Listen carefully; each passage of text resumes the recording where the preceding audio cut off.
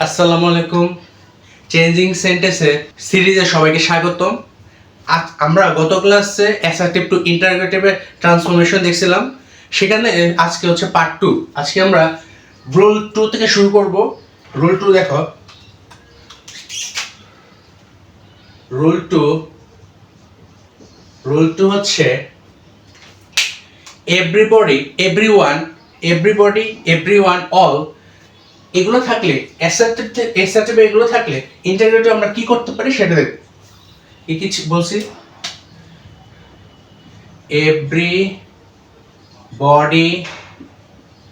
Everybody, everyone, তারপর হচ্ছে all. এগুলো থাকলে আমরা, এগুলো যদি অ্যাসার্টিভ সেন্টেন্সে থাকে আমরা করব কি, হো প্লাস নেগেটিভ করব। আমরা নেগেটিভ করতে হবে, হো প্লাস নেগেটিভ করতে হবে।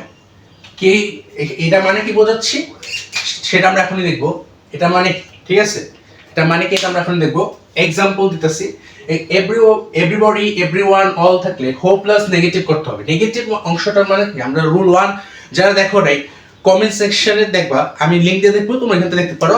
নেগেটিভ করতে হবে মানে হচ্ছে রুল 1 অনুযায়ী মানে চেঞ্জটা করতে হবে।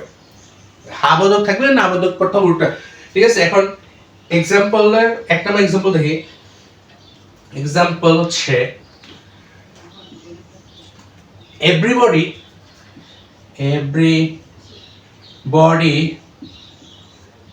wishes to be happy, wishes to be happy,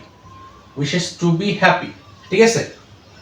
এটা অ্যাসার্টিভ থেকে তোমাকে বলবে নেগেটিভ, ইন্টারোগেটিভ করতে। তো আমাদের এর অ্যান্সার কি হবে? অ্যান্সার হবে এভরিবডি যেহেতু আছে তা আমরা প্রথমে কি হবে, হো। তারপরে যে বাকি অংশটা আছে, এখানে আমাকে প্রথম রুলটা অ্যাপ্লাই করতে হবে। কিভাবে? প্রথম রুল আমরা কি জানি, যেহেতু মানে পজিটিভ আছে আমাদের নেগেটিভ করতে হবে। তাহলে আমাদের এটার দেখো ইএস আছে প্রেজেন্ট ইনডিফিনিট টেন্স। তাহলে হচ্ছে কি আমাদের ডাজ নট হবে। তাহলে হো does not wishes to be happy, হো ডাজ নট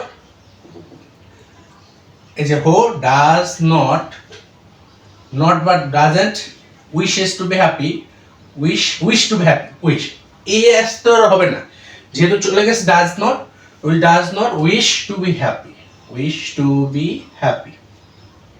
হয়ে গেছে। শেষে আদিতে বলে না ইন্টারোগেটিভ চিহ্ন। ঠিক আছে, আসলে বুঝছো। আরেকটা এক্সাম্পল ধরো, all loves flowers, all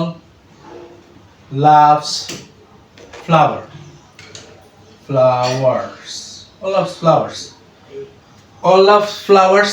তা আমরা কি লিখতে পারি? আমরা লিখতে পারি who doesn't love flowers, question mark, শেষ। আসলে বুঝছো রুল 2টা, তোমরা রুল 2 বুঝছো? ঠিক আছে, এখন আমরা রুল 3 তে যাব। রুল 3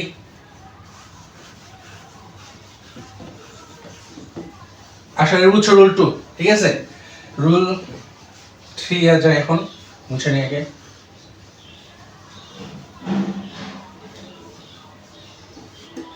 রুল 3 তে কি হবে? নোবডি, তারপর হচ্ছে নো ওয়ান, নান, এগুলো থাকলে অ্যাসার্টিভ সেন্টেন্স এগুলো থাকলে আমাকে কি করতে হবে? জাস্ট হো বসাবো ইন্টারোগেটিভে। হো, এখানে তো নেগেটিভ করাই আছে, মানে তোমার নেগেটিভ দেওয়া আছে, তোমার জাস্ট পজিটিভের মতন লিখতে হবে, শেষ। তাহলে আমি লিখি nobody,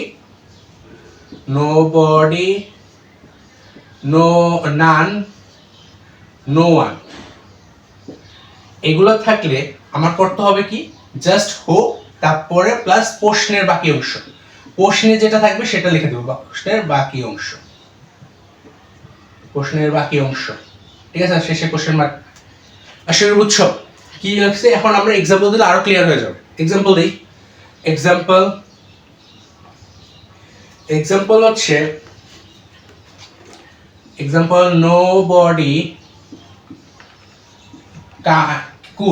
nobody could count the stars. Nobody could count the stars. ঠিক আছে, nobody could count the stars. আমার কি বলছি, nobody, no one, none এগুলো থাকলে হো বসবো পাবে। অ্যান্সার হচ্ছে হো। তারপর হচ্ছে প্রশ্নের বাকি অংশে যা আছে তা could count the stars question mark শেষ। দ্বিতীয় এক্সাম্পল দেই, no one can satisfy none, and none can satisfy his desire, none can satisfy their desire,